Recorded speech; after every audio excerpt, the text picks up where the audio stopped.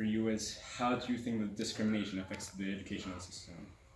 So I think that depending on which country you're in, discrimination can definitely cause some issues, not only for the students in the regular classroom, but also for teachers of students who have disabilities.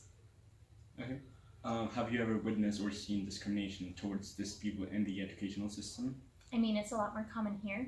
I think in the United States we have a lot better systems to support individuals with disabilities, but here it's just so much of a stigma to have a disability that people are very hesitant about getting labels. People are very hesitant about admitting that they might have a learning disability or a behavior disability, and that causes them to have behavior that's labeled as other, which I think contributes to a lot of the bullying that we see in schools, or issues with relationships between students and teachers as well. And do you believe that discrimination as a problem exists here in San Carlos? Very much so. I definitely think that a lot of the issues that we have is, especially with relationships between students and teachers as well, I think a lot of it just boils down to we have a different amount of kids that need some sort of support when it comes to learning, different structures, and we just don't have the resources available. And I think both the teachers and the students are very frustrated with the system, and it results in some sorts of discrimination. Some students are getting more help than others because they know how to ask. Do you think that there is a mind or a thought about integrating or accepting disabled people in the society, for example, in San Carlos?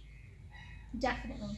I mean, so I think in the States we're a lot quicker to label people. We kind of like our labels. It makes us seem kind of different. But here it's really bad. You know, culturally, you don't want to be labeled as having a disability or having anything other than being normal and perfect.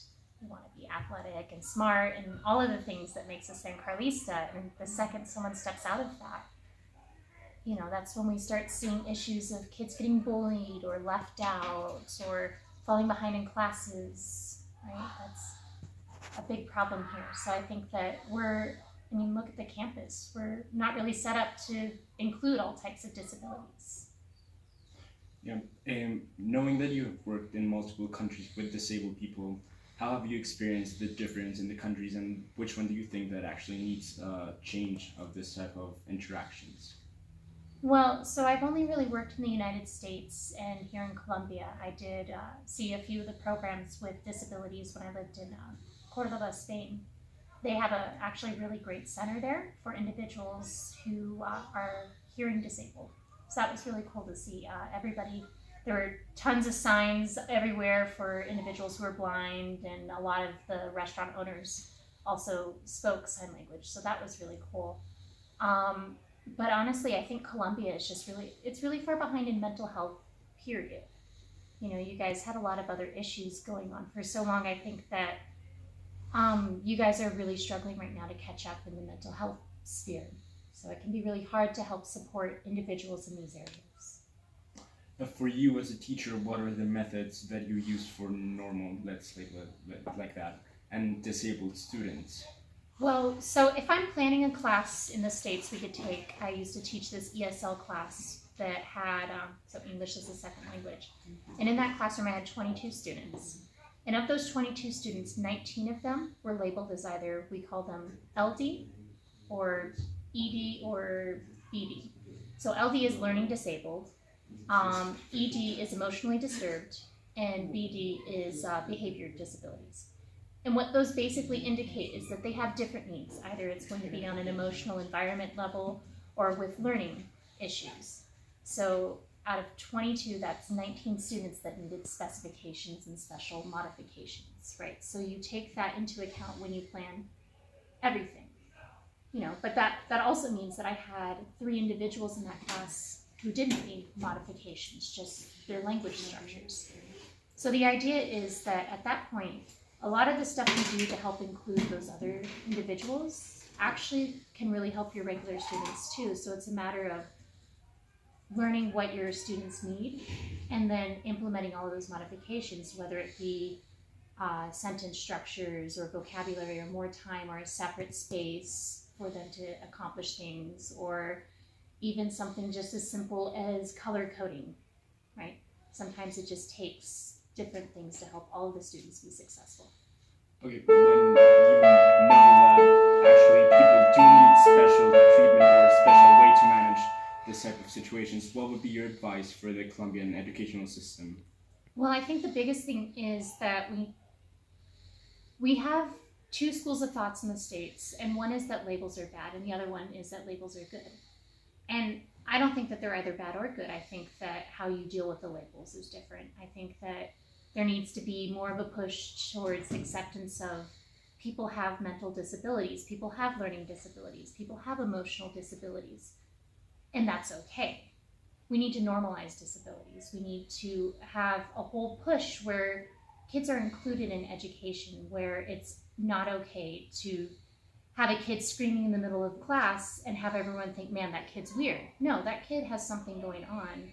And we need to better prepare teachers to recognize when kids need additional supports. We need to get more psychologists prepared in these fields of study. And we need to make it a norm. It's an okay thing. You're allowed to be different. You're allowed to learn differently. You're allowed to be out of that box that's been created here, right? There's a reason our classrooms look like boxes.